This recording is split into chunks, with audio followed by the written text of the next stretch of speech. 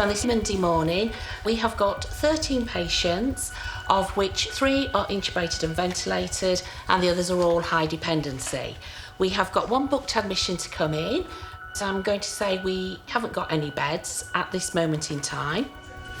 Following an increase in respiratory illnesses over winter, the paediatric intensive care unit at Queen's Medical Centre is full. Week after week after week, we've been above 100% occupancy, and it's been utterly relentless. We look after the sickest children. Almost every child that comes in here has parents who think their child's going to die. Adults, ITU have got, I think, 6 elective admissions, and they've asked me to ask you if we could consider taking one of them, who's an 18-year-old. I've told them we may be able to assist, but we'll have to review it in the morning. Right, we've got two electives booked tomorrow. The unit only has 14 beds to look after children from across the region. Every day, the first questions I get is about bed capacity. Can we do this operation? There's a patient in another hospital that wants to come. What do we do? So we'll review it in the morning. It still happens overnight. It's not a no, but it's just we'll see how That's it is. How do we take the risks for the next 24 hours? Because if I only have 1 bed left, if I fill that with a patient for an operation, of what happens if in 4 hours' time another patient comes in through A&E? How do I balance all these conflicting demands? So we're stretched to breaking points, and there's 1 patient in, 1 patient out.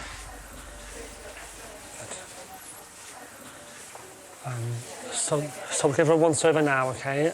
So we'll take you to the quiet room and have a proper update, you know, bit by bit, that we can talk about it. OK. 4-year-old Esme has taken one of the last beds on the unit. She has a life-threatening condition called sepsis, which kills around 1,500 children a year. That shows that her heart is pumping nice and strongly at the moment, yeah? And we've actually got room for a bit more fluid within her. So we're going to give her a small amount of fluid now, and that will help her circulation a bit more. OK. Esme was rushed in from Hull, nearly 100 miles away. The units closest to her home, in Sheffield and Leeds, were both full. I've seen her hands and her feet. OK. There is circulation into her fingers, but it's, you know, it's slow. Yeah. Sunday was a terrible day where we didn't know what was going to happen with her. Following the ambulance coming, it was probably the scariest drive I've ever done. Yeah, it was a really scary day. It happened really quickly. She went downhill really fast. It can happen to any one of us. The thing with children is they react quickly. A child, a baby who can be well now could be extremely unwell in 1 or 2 hours. Sepsis needs urgent and aggressive treatment. Doctors have put her into an induced coma whilst antibiotics fight the infection. There's a level of sepsis called septic shock, and that's when the body starts to divert blood to its important organs. And by important organs, I mean brain, heart, lungs, kidney, liver, that kind of thing. You can see the purpleness. That means that the blood has stopped in the purple bits. And same here, you can see your fingertips are really quite purple up there. The organs the body cares about least is fingers and toes. And that's why in some patients with extreme septic shock, they'll shut down their blood supply to their hands and their feet. That's almost a bit of self-sacrifice when the body is in so much trouble. With very little blood going to her hands and feet, there is a danger her fingers and toes may need to be amputated. This transwarmer's a bit cool now. Keep her hands nice and hot, yeah? Yeah. Her hand ones are now cold, so just have to keep on replacing them. Yeah, that's no problem.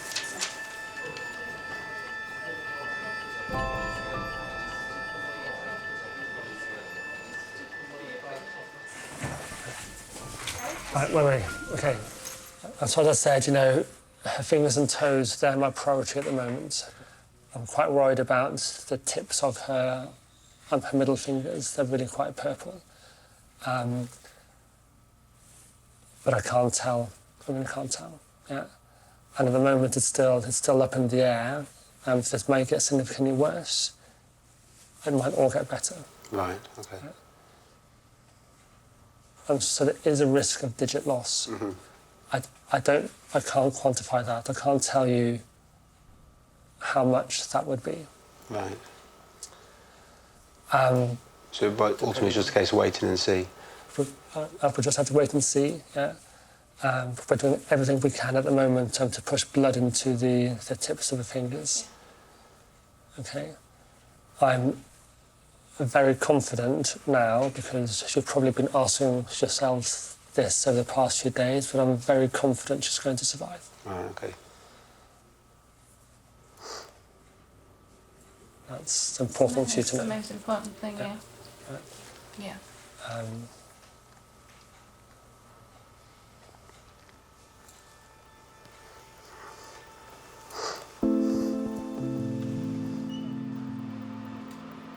Clearly, there are days when I can't switch off, and there are patients who really get under your skin, and that's difficult. That's what children's intensive care is.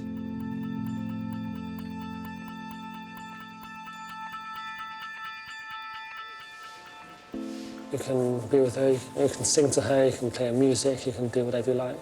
Just stay with her and massage those hands and feet as well. In a very dream-like way, she can probably hear you and appreciate you're there. She won't be able to respond. She's still very unwell. Mm.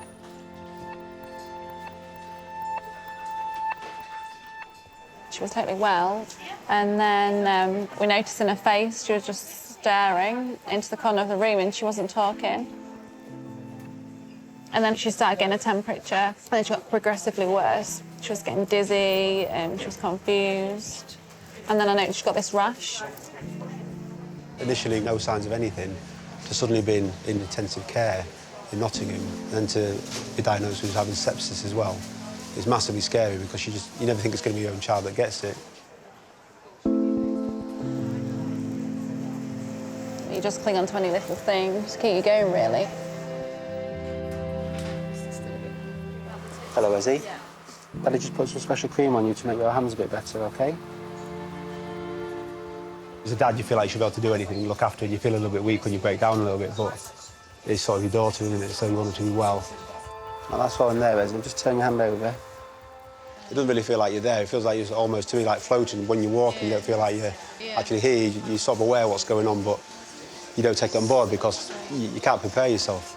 This from the inside, OK?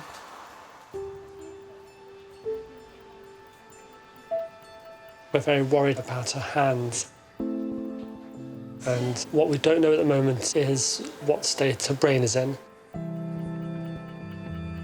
There's still a long way for her to be going.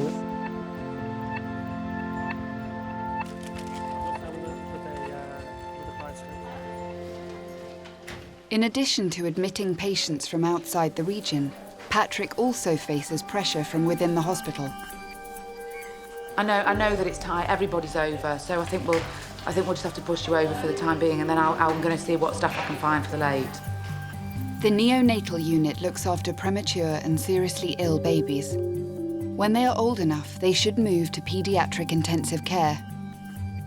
The neonatal team have such skills now that more patients survive into childhood, and they are often left with complex medical conditions, which means they use our services and much more.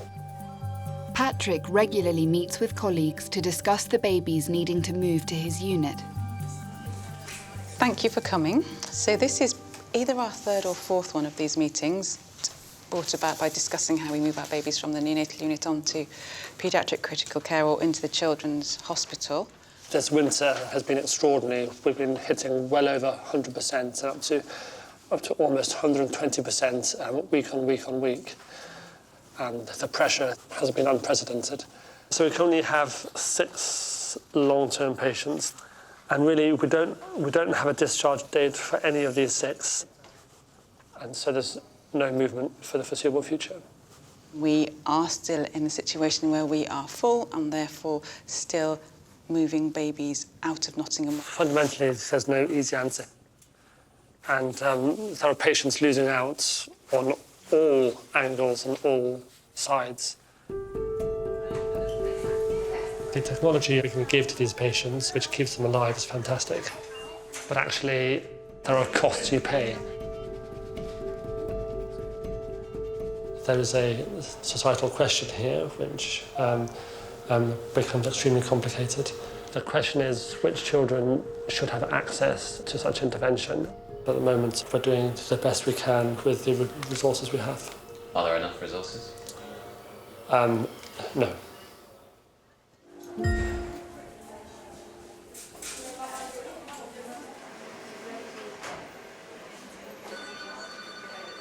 Esme was a 4.5-year-old girl who presented to health and came across to us on Sunday early morning. 4-year-old Esme has been in an induced coma for 3 days to help her body fight a severe case of sepsis. So her fingers and toes, both her upper limbs are still necrotic. The proximal part of her fingers are more necrotic than the distal. In her toes, all 5 toes of both limbs are more necrotic. Patrick must examine her hands and feet, which are threatened by the infection. Okay, so I'm just going to look at your hands, okay? So this looks much more purple today than, as in ready purple, than dark purple. Yeah. And I'm happy with ready purple. And even this fingertip is less black than it was. It was almost black yesterday. Wasn't it? Yeah. I'm really happy with this, okay? Good girl, Ez. Yeah, good, good, good. The tips of the left toes are the worst of all. Yeah. Especially the middle one, that's the worst bit, isn't it? Yeah. Okay. I'm not wanting to minimise the situation, but if you're going to choose a limb to lose tips of something from, then your non-dominant foot is the best option. Yeah, yeah. I'm a bit worried about the tip, especially of the middle toe here. Yeah. But my best guess at the moment is that it should be able to count to 10. Good. That's my main concern. It's brilliant news. You want it to go with everything, don't you? You don't want to have anything to worry about. So yesterday was it was happy on the one sense that she's surviving, isn't it? But then scary on the other hand that she could potentially lose parts of her limbs. And now we've got the doctors saying that... Especially with her hands, because she loves in it right. Yeah, she loves doing everything with her hands. She's a very clever girl. And to looking like, he's not guaranteed, but positive about all 10 digits. It's just amazing. The things we're worried about is her hands and feet and her brain, okay? As far as her brain goes, she's still obviously deeply sedated at the moment. The prognosis for her hands and feet is positive, but Patrick still doesn't know if the sepsis has caused any damage to her brain. So the plan is that we're going to aim to wake her up tomorrow. She may take longer to wake up than expected. It may take days to wake up, it may take hours. Right. Right? So it's her turn now. Great, it's your turn now. Enough sleeping. We can do scans and we can look at brainwave monitors, but actually the best test of a brain is to wake her up and say, "Hi Esme, how are you?" And if she says, "I feel poorly, Mummy," well, that's a huge amount of brain activity going on there. We just have to see how she is when she wakes up.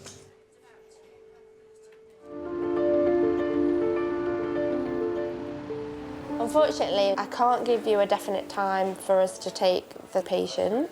I'm hoping hopefully in about an hour when we've got another patient out and then we've cleaned the bed space.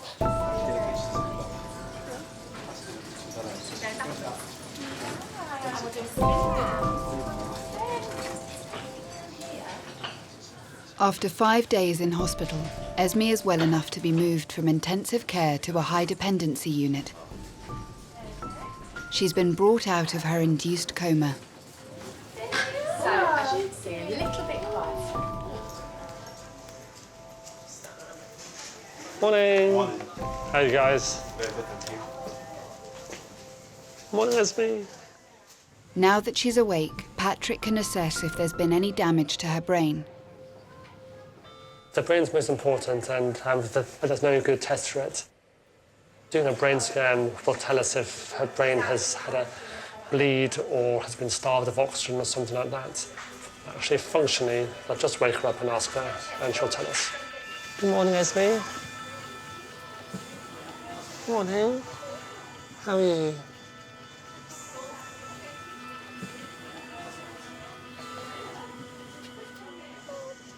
Oh, good. That's good to hear. Are you tired?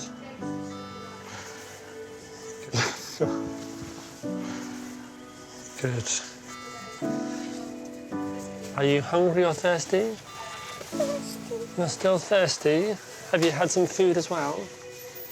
No. Would you like some food? Sorry? No, thank you. Okay. If you do feel hungry, okay, you can tell your mummy and daddy we'll get you some food. You're still thirsty. What would you like to drink? Blackcurrant juice. Okay.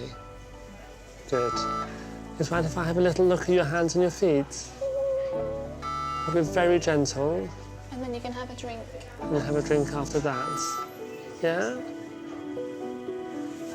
Is that okay? Good girl. Oh, really good. Can you just try to squeeze my finger really gently? Oh, good girl, well done. Brilliant.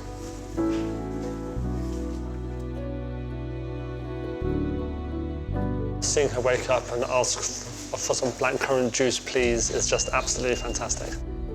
As if she can remember that she should still say her pleases and thank yous. Well, that says a lot for how well her brain was working. That's a great brain tester. There you go. Who's that?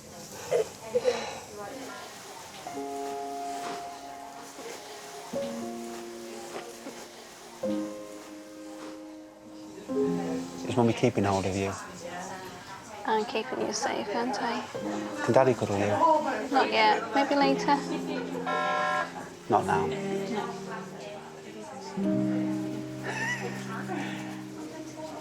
You going to sleep?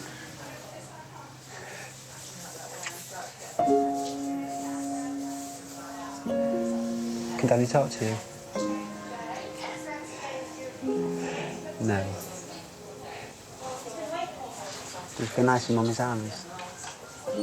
How's your lips doing? Do you want your lip balm on yet? How's your feet feeling, Izzy? Do you want Daddy to stop asking you questions? It's amazing. Obviously, I'd like to cuddle her, but I can't yet.